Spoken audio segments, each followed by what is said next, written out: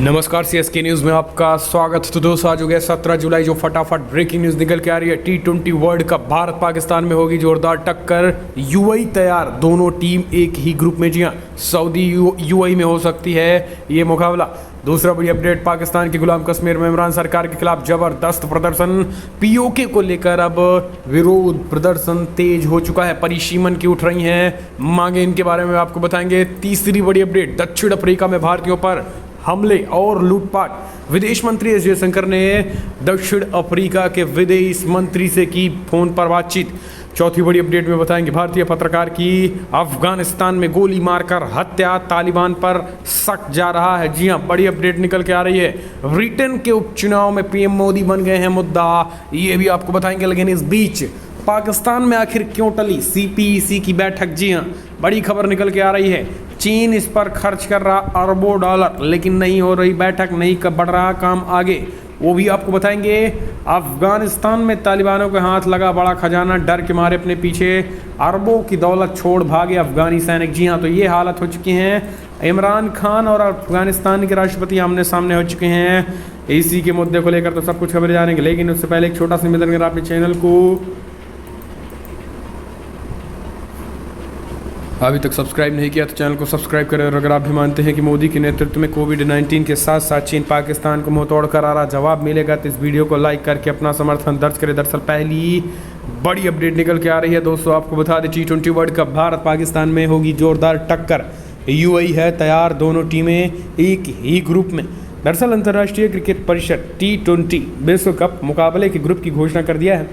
शुक्रवार को ओमान में ग्रुपों का निर्धारण किया गया है। दिलचस्प ये है कि भारत अपने चिर प्रतिद्वंदी पाकिस्तान के साथ ही एक ग्रुप में, दोनों सुपर 12 के ग्रुप 2 में हैं।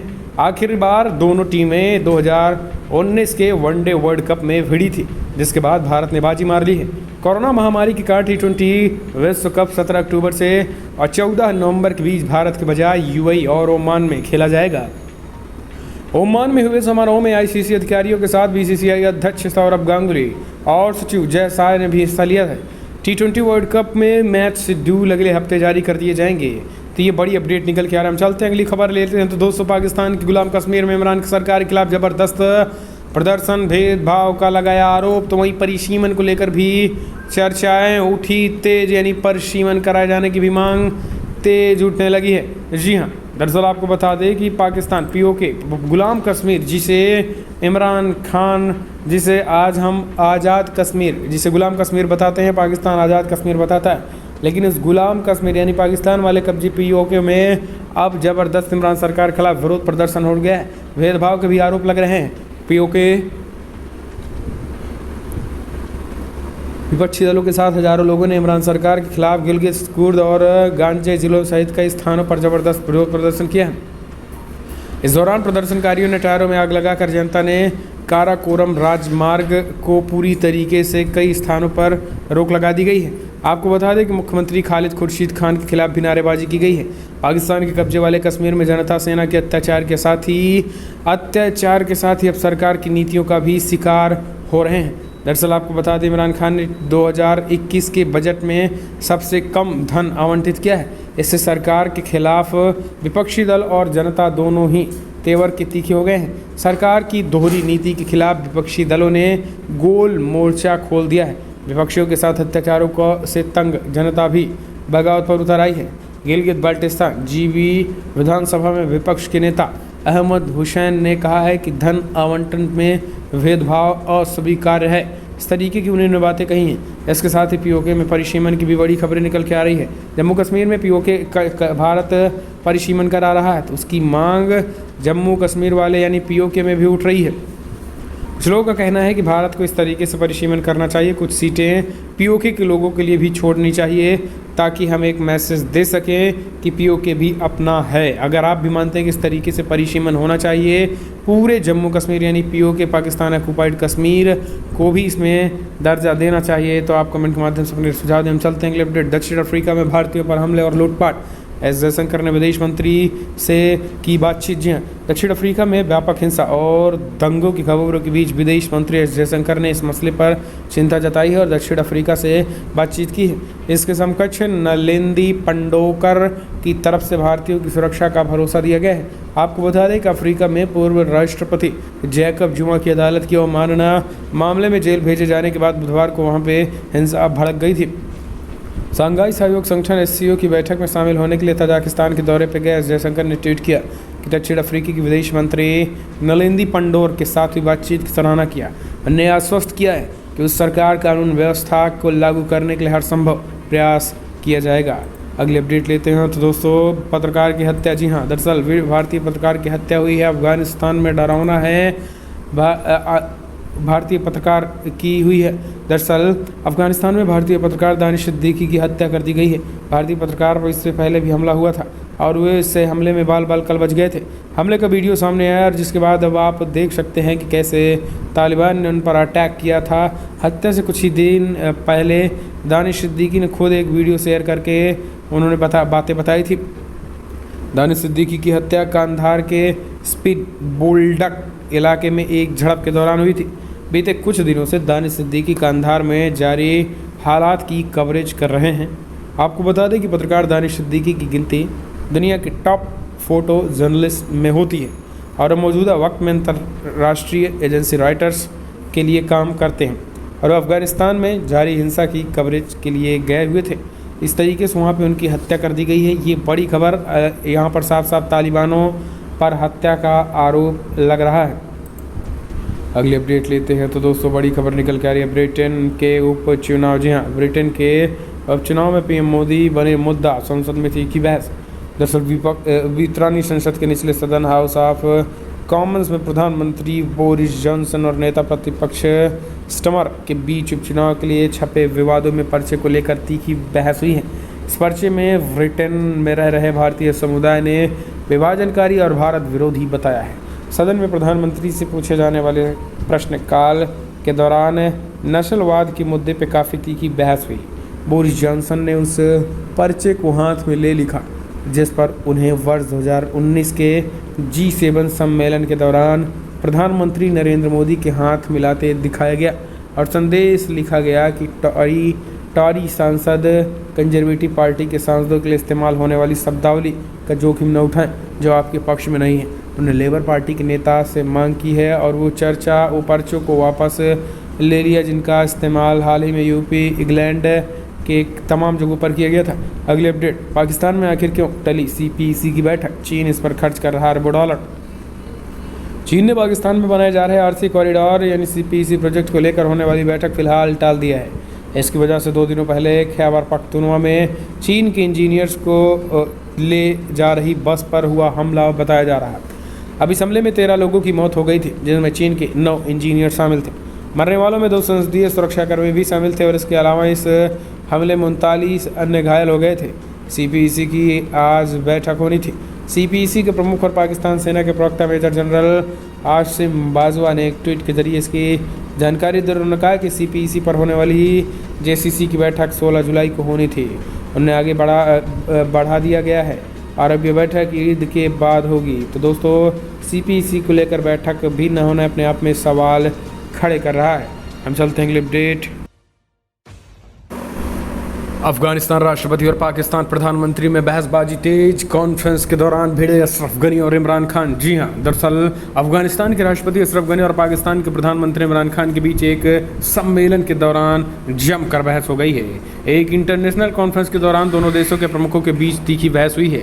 अफगानिस्तान के राष्ट्रपति अशरफ गनी ने सीधे तौर पर पाकिस्तान को अफगानिस्तान के इस हालात के लिए जिम्मेदार ठहरा दिया है जिस पर पाकिस्तानी प्रधानमंत्री भड़क गए हैं। दरअसल उज्बेकिस्तान के ताशकंद में central and south Asia regional connectivity challenges and opportunities विषय पर एक सम्मेलन का आयोजन किया गया था जिनमें पाकिस्तान के प्रधानमंत्री इमरान खान और अफगानिस्तान के राष्ट्रपति अशरफ गनी भी पहुंचे थे। लेकिन अशरफ गनी ने इस दौरान पाकिस्तान को आईना दिखाया शुरू कर दिया और अशरफ गनी ने सीधे तौर पर अफगानिस्तान में पाकिस्तान की भूमिका को नकारात्मक करार दिया है और कहा है कि देश की बर्बादी में पाकिस्तान का सबसे बड़ा हाथ है। अशरफ गनी के इस आरोप के बाद इमरान खान भड़क गए और फिर दोनों नेताओं में बहस शुरू कर दी गई है। अगली अपडेट लेते हैं तो दोस्तों, तालिबान के हाथ लगा बड़ा खजाना, डर के मारे अपने पीछे अरबों की दौलत छोड़कर भागे अफगान सैनिक। जी हाँ, अफगानिस्तान से अमेरिका और सहयोगी देशों के बीच वापस जाने का तालिबान तेजी से देश में कई हिस्सों में अपने कब्जे में ले रहा है। तालिबान लड़ाके लगातार अफगानिस्तान की सीमाओं को अपने कब्जे में लेने की कोशिश कर रहे हैं। तालिबान ने हाल ही में पाकिस्तानी सीमा से लगी अफगानी सेना की कुछ चौकियों पर कब्जा जमा दिया है। अब जब खबर सामने आ रही है तो चौकियों से तालिबान के हाथ बड़ा खजाना लगा है। तालिबान को पाकिस्तान अफगानिस्तान सीमा पर अफगान सुरक्षा बलों से छीनी गई चौकियों से 3 अरब पाकिस्तानी रुपए भी मिले। अगली अपडेट लेते हैं तो दोस्तों, बड़ी अपडेट, साइबेरिया के आसमान से लापता हुए रूसी विमान, 13 लोग सवार थे। जी हाँ, रिपोर्ट्स में खुलासा। दरअसल साइबेरिया में एक बड़ी खबर सामने आई है जहां पर 13 लोगों को ले जा रहा एक रूसी विमान लापता बताया जा रहा है। ये बड़ी अपडेट निकल के आ रही है, रूसी विमान लापता हो चुका है, जिसके बाद से अब संपर्क टूट चुका और मामले की जांच शुरू कर दी गई। आपको बता दें कि बीते 10 दिनों में रूसी विमान के अचानक लापता होने की ये दूसरी घटना है। इससे पहले 6 जुलाई को 28 लोगों को ले जा रहा यात्री विमान से संपर्क टूट गया था और अगले ही दिन पहाड़ों के बीच क्रैश मिला था। साइबेरिया से लापता हुए रूसी यात्री विमान AN-28 की खोजबीन तेज हो गई है। रिपोर्ट्स के मुताबिक टॉम्स्क के साइबेरियाई क्षेत्र में एक उड़ान के दौरान लापता हो गई थी। कई अन्य मीडिया रिपोर्ट्स में कहा गया है कि विमान में 17 लोग सवार थे। विमान का कंट्रोल रूम से संपर्क नहीं हो पा रहा है। इससे पहले 6 जुलाई को लापता हुए विमान पहाड़ की चोटियों से टकराकर समुद्र में जा गिरा था। इस भयानक हादसे से विमान में सवार सभी 28 लोगों की मौत हो गई थी।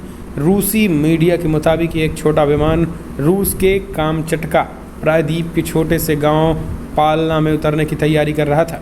अगले अपडेट लेते हैं तो दोस्तों, बीजेपी शासित असम में अपराधियों के खिलाफ शर्मा सरकार का कड़ा एक्शन। पुलिस हिरासत में 23 को मारी गई गोली, 5 मरे। जी हाँ, असम में हेमंत बिस्वा शर्मा के मुख्यमंत्री बनने के बाद से ही भाजपा सरकार लगातार अपराधियों के खिलाफ सख्त रवैया अपना ही रही है।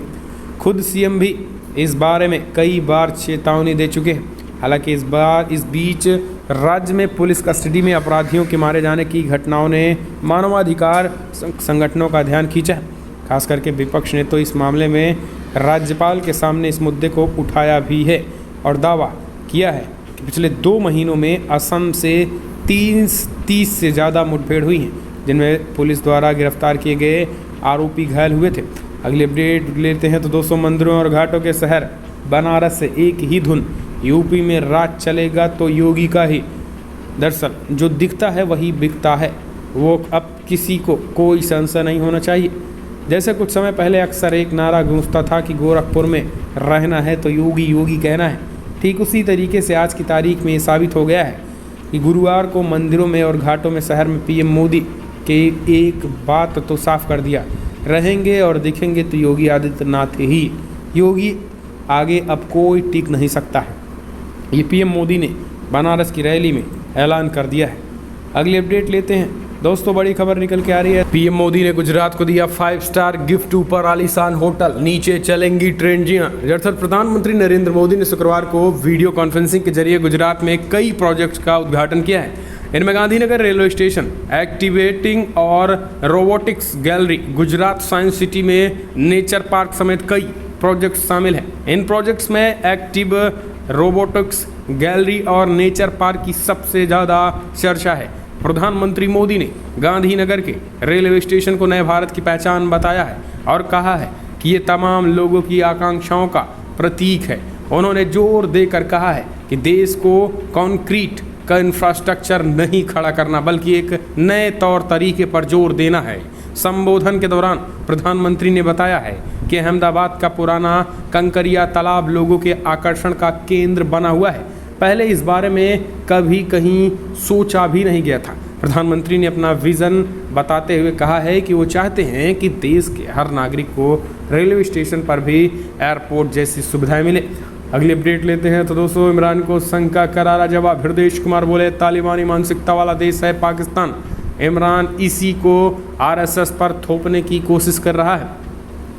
दरअसल राष्ट्रीय स्वयंसेवक संघ के नेता और मुस्लिम राष्ट्रीय मंच के संरक्षक इंद्रेश कुमार ने पाकिस्तान के प्रधानमंत्री इमरान खान को करारा जवाब दे दिया है।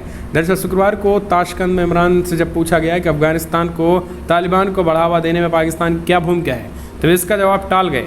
इसकी बजाय उन्होंने भारत में रुकी हुई बातचीत से पीछे आरएसएस की विचारधारा को जिम्मेदार ठहरा दिया था, जिसके बाद से संघ ने करारा जवाब देते हुए मुंहतोड़ जवाब दिया इमरान खान को और बता दिया है इमरान खान पाकिस्तान को तालिबानी मानसिकता वाला। तो दोस्तों बड़ी खबर भी इतना है, लेकिन अगर आपको वीडियो पसंद आए तो लाइक करें, शेयर करें, कमेंट के माध्यम से अपनी राय इस वीडियो में। जय हिंद, वंदे मातरम।